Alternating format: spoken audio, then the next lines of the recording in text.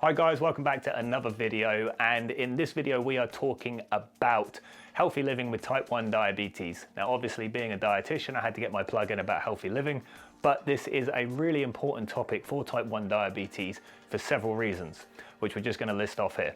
The first is, with type 1 diabetes, particularly the longer you have it, the more increased risk you have of going on to develop certain health conditions such as cardiovascular disease, other vascular problems, renal problems, neural problems like nerves, problems with the eyes, and the list goes on and on and on. And the reason is because excess glucose in the body is harmful to all these systems.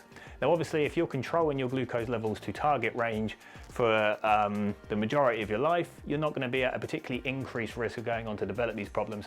And we do have patients that have just celebrated their 80-year, 70-year anniversary of developing type 1 diabetes, which is fantastic. However, managing type 1 is really hard, as you'll probably know, more so than me in fact. So over the course of a lifetime, you may experience some variable glucose levels. And obviously, over a course of a lifetime, the further away your average is from in target, say, for lack of better expression, the more the risk increases. Now obviously, if we just take that risk by itself, it might not be such a problem. But if we start to add on other things that contribute to those risk factors, like smoking, not eating healthy, not managing your weight, being physically unfit, then you're already taking a risky situation and stacking things on top of it. Particularly things like smoking. We always say with diabetes, it's kind of like having a mild fire burning and then getting a grenade and throwing it on top with petrol, because the two really do not go well in terms of risk factors.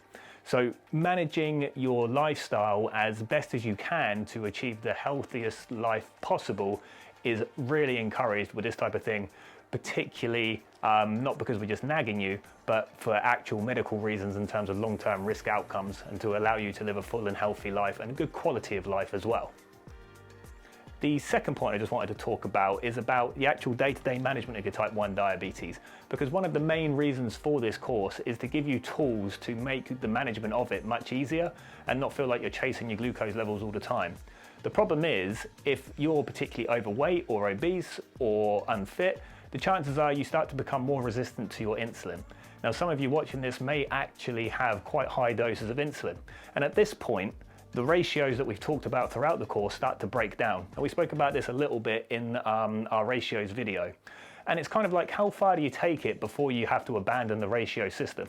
Because if you're taking, say, 250, 300 units of insulin a day, and we're using the 100 rule where we divide 100 by a total daily dose, it's kind of like if one unit drops you 0.3, 0.2, 0.1, how far do you take it? And often we find that once it starts getting down to sort of numbers like 1 unit for 1 millimole and below, then the system starts to break down. Same thing with the carbohydrate ratios, in which case it's easy to just increase the insulin by certain amounts.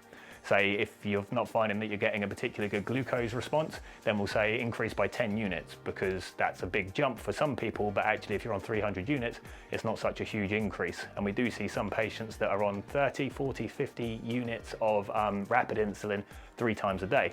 The problem though, is then we're back to that set dose routine where you're going to eat different foods and do different things throughout the day, so you're going to start getting different glucose results. So it can make the management very frustrating. In terms of pumps, again, similar sort of thing, of course, with the ratios and everything, that still applies. But with a pump, the general advice is to extend your bolus insulin, your rapid insulin administration over a longer duration if you're taking over 6 units. And the reason for that is to not pass too much insulin through the tube, so not to cause problems and blockages and things like that. Now, if you're on a 1:20 ratio for carbohydrates, you're unlikely going to be taking 6 units. But if you're on a 1:5 ratio, that's only 30 grams of carbohydrates before you're up to 6 units. So that's not a huge amount of food.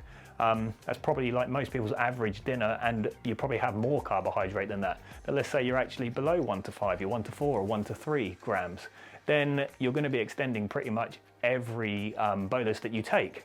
Now, obviously, if you're taking quick releasing carbohydrates that we spoke about with the glycemic index, you're always going to be playing catch up with your glucose levels because you have to extend to not cause problems with the pump, but you've got food that's going in really quickly. So the problems start to emerge, and this is going to push up your average glucose control. Again, it can become very frustrating for you and not get you the results that you probably want to see. And the third point I just wanted to talk about kind of ties in with those first 2 points, and that is type 2 diabetes upon type 1.